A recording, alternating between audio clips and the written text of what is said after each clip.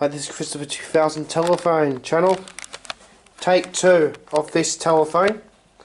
This is a GEC using Ericsson telephone limited parts. It's a Tele-2W-AWT. Same with this one here, but this one's the markings are rubbed off. They do rub off on these phones.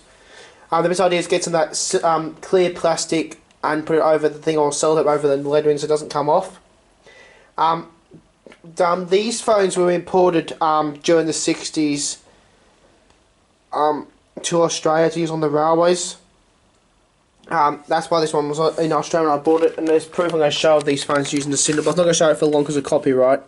There's a video on YouTube that shows this phone in the signal box in Flinders Street, Melbourne, and you can really tell it's Flinders Street because it has the Metropolitan train map on it. And that shows these ones here. They use central battery or dial versions. This was my first one I bought, and this is my second one I got. These are both railway phones.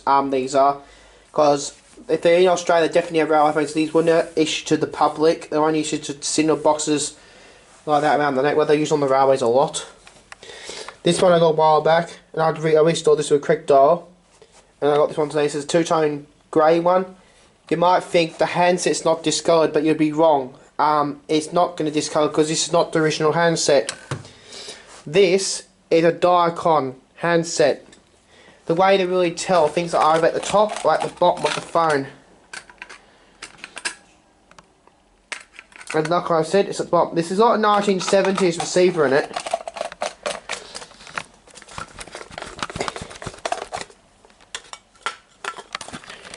It's got the number 12 in here.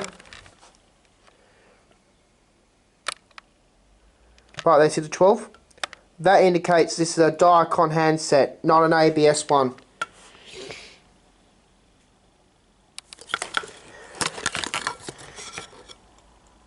In fact, see it was to be the original one. It's dated 1960.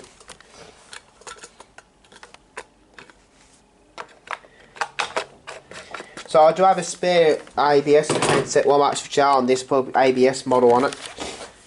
It came with a black line code on it, but it was an RJ11, RJ12 style. The main difference with RJ11 and RJ12, RJ12 is the 4-core version of the line jacks, and the RJ11 is the 2-core versions.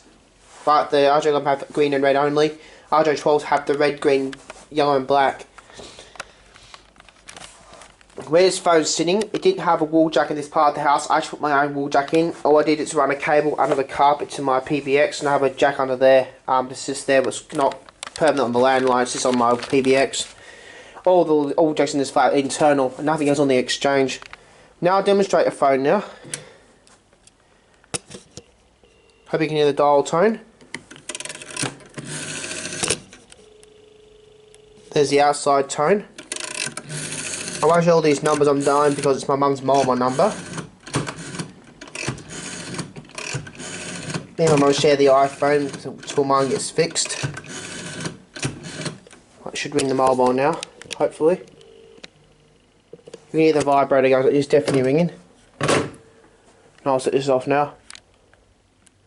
Siri, call signal box.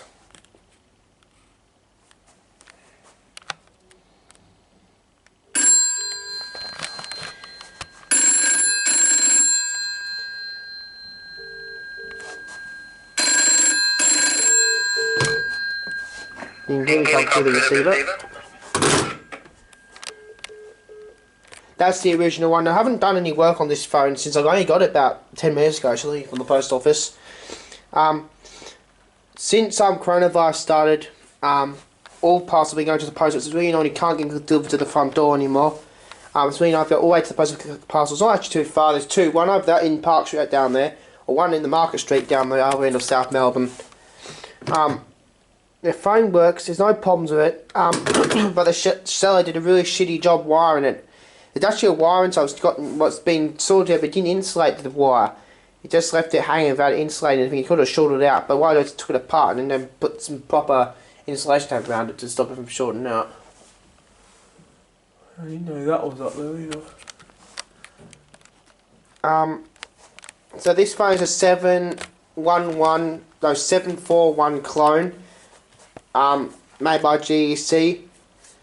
the GPO ones are very identifiable. It either have GPO with the GPO authorised release stamp with 741 or 711 on the back of it. Now, GPO ones were never issued to Australia. The GEC clones were, or Ericsson. And the Ericssons are very identifiable because it would have an N, a number starting with an N on it, or something else. But these phones are GEC, both of them are the same. And I know these phones were made in the 60s. I don't know what the correct year of this phone is because there's no date stamp on the back. I have to take it apart and put it inside. But I would say it was made between late 60s to the 80s. Because clones were mainly used in private location areas, not in the public use. But these phones are quite cool. You don't need the original wall mount to mount them on the wall. You need to put either 2 nails or 2 screws. You're just using the two top holes.